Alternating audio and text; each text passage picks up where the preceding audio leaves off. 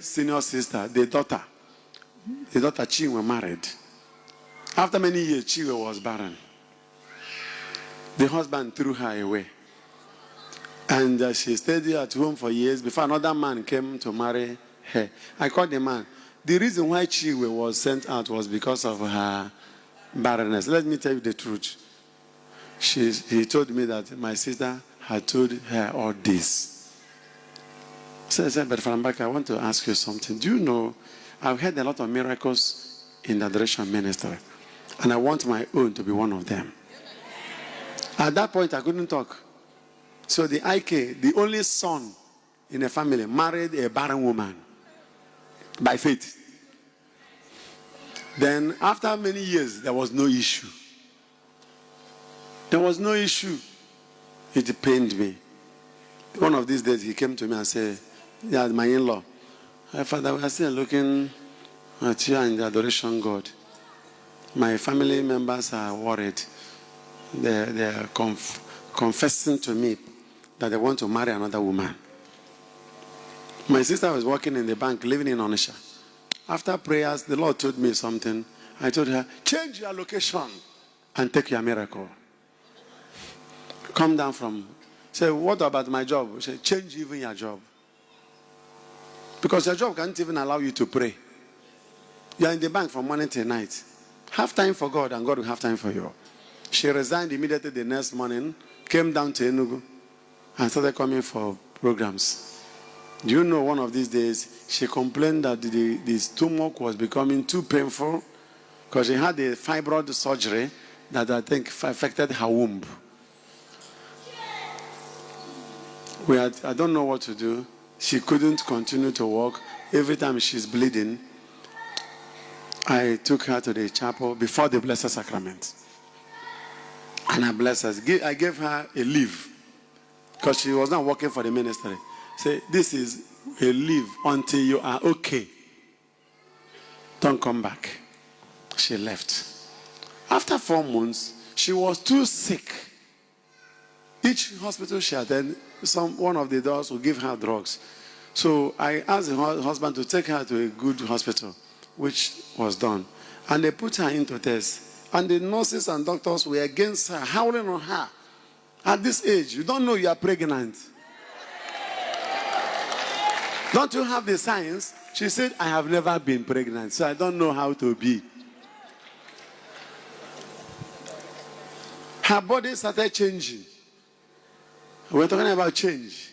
Your own body is going to change.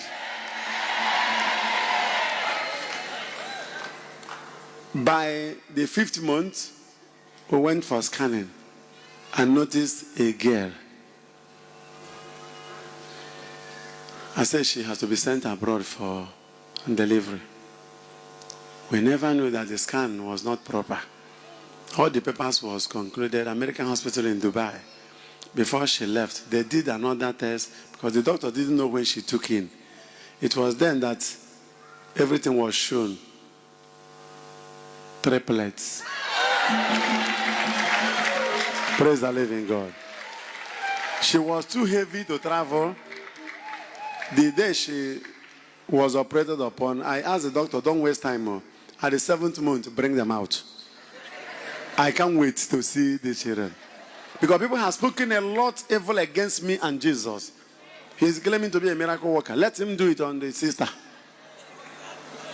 So Chiwe was a case study. So that morning after the adoration, all of us were there. The baby girl was brought out, the first. A boy and another boy. What messed up our joy was that the last boy was brought, he was not breathing anymore. They squeezed him and he was too tiny, he couldn't make it. So we had 2, the boy and the girl. Hallelujah. So the doctor did everything to resuscitate him. He said, Father, you know I have tried my best.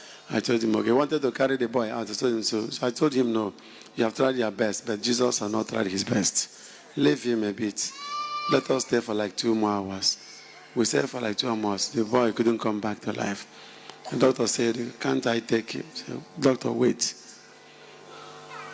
We are praying and singing, miracle worker, Jesus, miracle worker, Jesus. So I took the oil of ephemerolum and anointed the child, and he came back to life. The joy was complete. He changed. You are going to change by the power of God.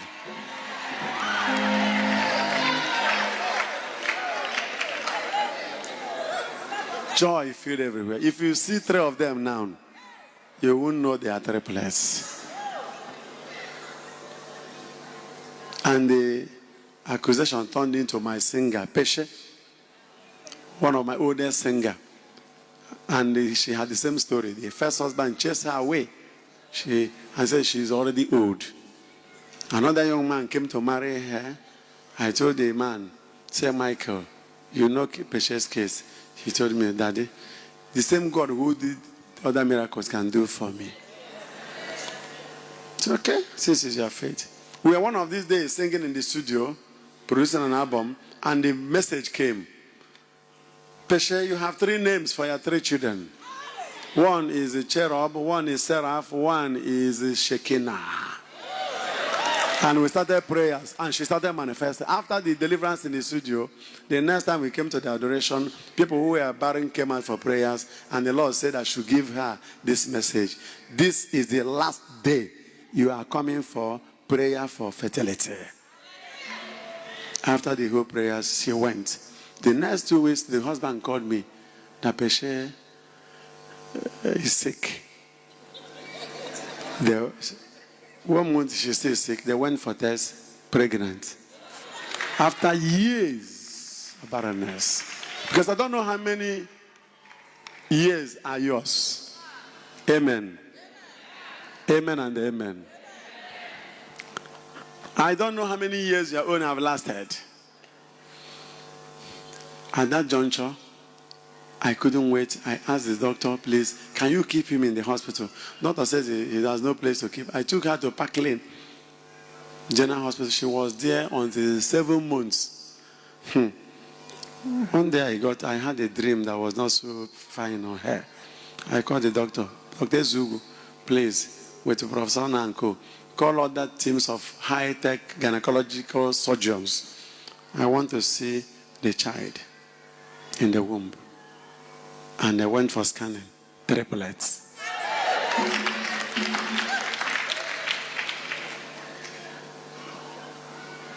A girl, a boy, and a boy. Praise the living God. When I came yesterday, I saw the Ugochi's sister. What's that her name? Nama.